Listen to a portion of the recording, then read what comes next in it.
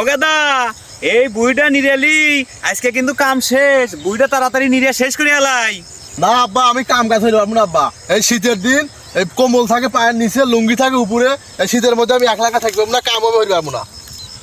আব্বা নও যাই কামড়ি গে মেলা কাম দেখো কত কাম করে হইছে। আব্বা নও কামড় নাকবো।